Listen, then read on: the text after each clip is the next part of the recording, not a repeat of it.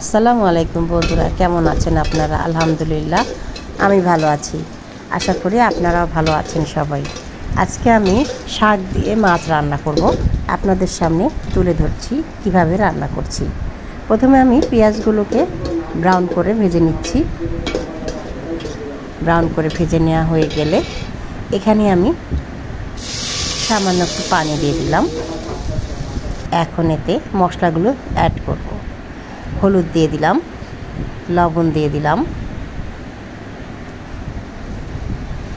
মরিচের গুঁড়া, সবগুলো একটু মিক্সড করে নিচ্ছি যাতে দলা পাকিয়ে না যায়। জিরার গুঁড়া, এটাও একটু মিক্সড করে নিলাম।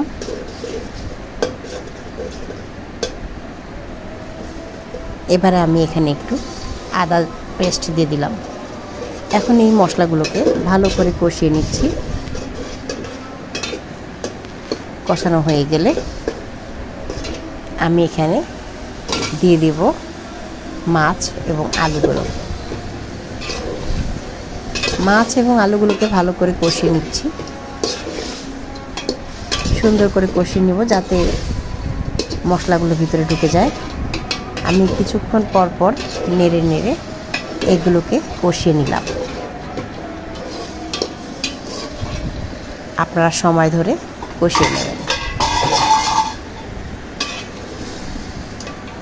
বন্ধুরা, আমার ফেসবুক চ্যানেল আরফিন বিডি রয়েছে, আপনারা এতে যুক্ত হয়ে আসতে পারেন এবং পাশে থাকতে পারেন, ফলো দিতে পারেন। বন্ধুরা, আমি মাছগুলোকে একটু উল্টিয়ে পাল্টিয়ে দিচ্ছি যাতে মাছের ভিতরে লবণ এবং মশলাগুলো প্রবেশ করে। এই তো এভাবেই আমি খানিকক্ষণ রান্না করে নিচ্ছি। একটু ঢেকে দিলাম। ঢাকনা খুলে আমি পানি দিয়ে দিলাম। ওটা একটু স্কিপ হয়ে গেছে। যা হোক, এই যে পানি দিয়ে দিলাম, এখন আমি ঢেকে দিচ্ছি। রান্না হলে দেখিয়ে দেব। এই যে বন্ধুরা দেখুন, বলক এসেছে এবং অনেকটাই হয়ে গেছে রান্না। সবগুলো মাছকে আমি উল্টিয়ে পাল্টিয়ে দিচ্ছি যাতে কোনো সাইড কাঁচা না থাকে।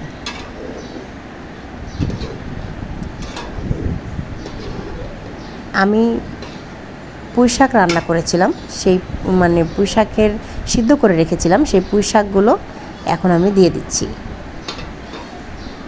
আপনারা কখনো পুঁই শাক দিয়ে খেয়েছিলেন নাকি জানাবেন কমেন্ট বক্সে।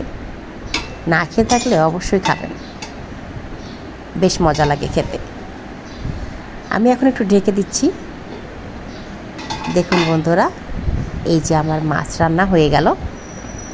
শাকগুলো সুন্দরভাবে ছড়িয়ে গেছে, মাছের সাথে মিক্সড হয়ে গেছে। আর কালারটি কিন্তু ভালোই লাগছে। আর এই শাক দেওয়ার কারণে কালারটি কিন্তু এরকম লাগছে। আপনারা মনে করবেন না যে কালারটি হলুদ কম হয়েছে বা কিছু, সবই ঠিক আছে, কিন্তু শাক দেওয়ার কারণে এই কালারটি এরকম এসেছে। আমার রান্না হয়ে গেল। কেমন হলো বন্ধুরা অবশ্যই কমেন্ট করে জানাতে ভুলবেন না। ভালো থাকবেন সবাই। শুভকামনা রইল সবার জন্য। ভিডিওটি কেমন লাগলো অবশ্যই কমেন্ট বক্সে জানাবেন। আল্লাহ হাফেজ। আজকের মতো বিদায়। সবাই ভালো থাকবেন, সুস্থ